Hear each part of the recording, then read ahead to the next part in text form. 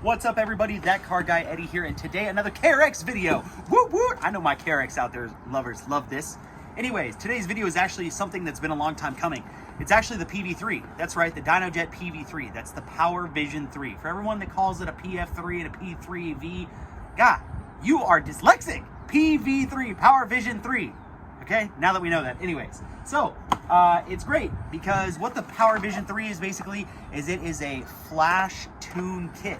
So up until this point, the only way to actually tune a KRX ECU was to bench tune it. Now, I've done some talking regarding the differences between bench tuning and flash tuning, so I won't go too much into that in other videos. You can go check that out. But effectively, the process of a bench tune, if you send it somewhere like VForce John, Alba Tune, or if you send it to Cops, would be you basically send them your tune, they take your stock file, and then they put it on a tuning bench, and they tune it based upon their software.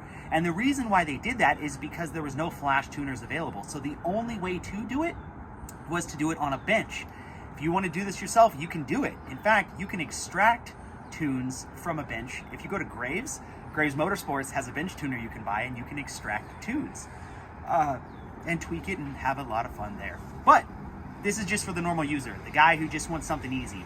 And a lot of people say, well, Eddie, why would you use a flash tune versus a bench tune? And we'll get to that in just a few moments. First of all, definitely like and subscribe to the video. Drop a comment down below. Let me know what tune you're running. And basically, we're going to get into what this PV3 is and how it works. So once again, it's actually made by Dynojet. These are about 400 bucks depending on where you're getting them. So they're about similar cost to most of the tunes out there. The great thing about this is you have the ability to revert it back to stock at any time. Let me show you what the unit looks like.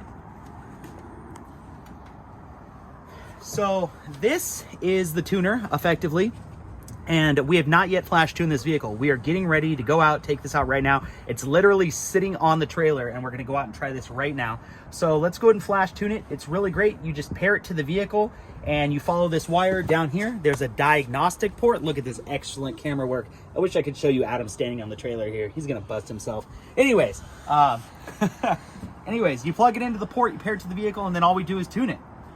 So we press flash tune, and if you look here, you have your stock file. So this is the stock file that it did, and then you have the dynojet tune that's on here. Now the great thing about this is that the dynojet community is huge. If you've ever used a Power Commander before in the past or anything like that, you know that people upload tunes all the time, and there are popular copies of tunes that are out there that are uploaded for the Power Commander.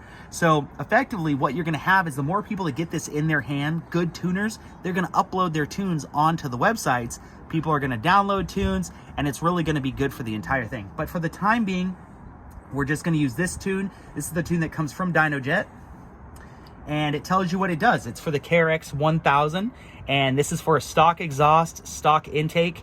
It has altered DBW for high gear, so that's basically if you have clutch weights, lowered fan temps, raised rev limits, so that raises your RPMs, altered timing, and that's effectively what it is. So you're not going to get a whole lot, like I said, when you tune a naturally aspirated car, okay? Anytime that you tune a naturally aspirated car, don't expect to get 10, 15 horsepower because that doesn't exist. You're not driving a KRX to drive something that's fast. If you were going to do that, you'd buy a Pro XP or you'd buy Can-Am. You wouldn't buy this. You wouldn't buy this, okay? But like I said, this is going to be really great. So we're going to go ahead and start this flash here and see how long it takes. Pair this device to connect vehicle. Let's go. File cleanup. Delete incompatible stock. Wait a second. Yes. Deleting flash tune with file. Yes. Here we go. Preparing. So now we're going to go ahead and just let it do its thing, and we're going to go ahead and let it tune. So it's probably going to take about 5 to 10 minutes here to go ahead and tune. So we're probably going to go ahead and cut off, and we're going to come back and talk a little bit more about this. One thing that I do want to tell you is why we decided to go with the PV3. So if you've known a little bit about the tuning, you'll know that there's a little bit of drama, right, regarding some of the tuners that are out there. And I think the biggest thing about the PV3 is it gives you, the user, the ability to flash it back to stock if you want to. The simple fact of the matter is, if you flash your ECU and then your motor blows up, theoretically, if Kawasaki could link it to the tune, they could say that your tune broke the motor. You know, that's a real thing. Even if a master tuner with Kawasaki comes out and goes, oh, well, you sucked a valve. Yeah, that's because your timing was advanced too much, okay? That's how motors blow up. So keep in mind that, like I said, that's the benefit of flash tuning. Another really great thing about this is that this has live gauges on it. So there's all sorts of gauges that are included with this, and then you can actually mount this here. You can mount it wherever you'd like. It's just neat to have that ability to do that, especially because it's in color, so you can get some real live information. And we're gonna do that once this comes back. It actually looks like it's actually writing pretty quick. We're at 91, 92, 93, 96. Here we go.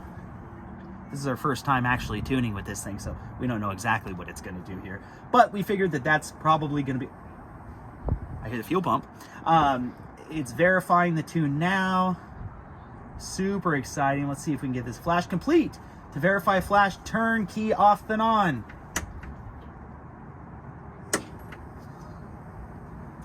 If it worked, it should say flash complete or tune successful, something along those lines. Survey says, hey, looks good. So these channels that you actually have here are the different gauges that you can actually have. So we're gonna go ahead and start the unit here. So the good news is it started after the tune. Thank goodness, because that would have been a horrible video, right? PV3 is awesome, check this out, it's so easy, and then it doesn't work. That'd be really embarrassing. But there's been stories about people sending their tunes off to tuners, getting their ECU back, and then their car doesn't work, and then they got to send it off again. That's 2 weeks, okay? It's 2 weeks to get your tune sent off. You have to send it, he has to tune it, they have to send it back, it just takes time. Plus, you don't want to get your unit lost in the mail. The PV3, you don't have to worry about any of that. So let's go ahead and go back here, and let's go back to the main menu, and let's go down here to Device Tools, Configure Gauges, Screen 1, Channel 1.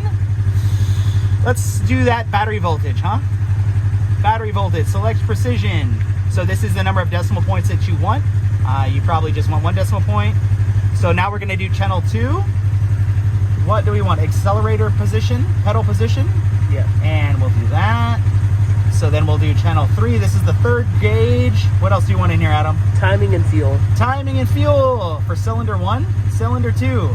That's crazy. So it actually goes, because it's a twin, it has cylinder 1 ignition timing, cylinder 2 ignition timing, duty cycles of both cylinders. So the tune is affecting numerous things because you can actually gauge all of that stuff here.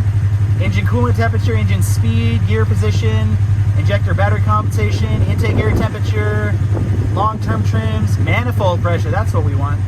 And we're gonna put that in PSI. I mean, not that there's gonna be any boost on this anyways, but it'll be cool to see. Let's go down here. What else do we want?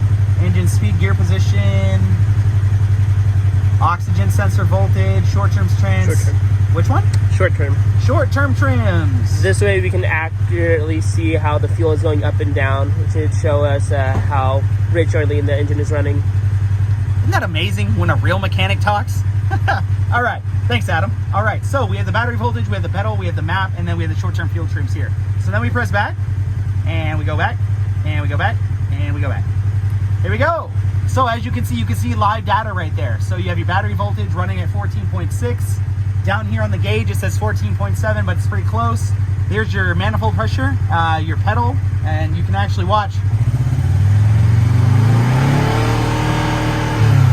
Now, what was interesting about that? You push the pedal down, and I hold it, and you can see it spikes, and then it kind of trims off. Huh, that's actually really cool. All right, so here's what we're gonna do. You can also data log with this, which is really cool. So you can start data logging, then you can actually upload it into your computer to see data logs for how you do things when you create your own tune a little bit later. But what are we gonna do? We're gonna go drive this thing. So stay tuned, like and subscribe. We're gonna film this when we get back. We're gonna go put some miles on the machine. Thanks and ride hard.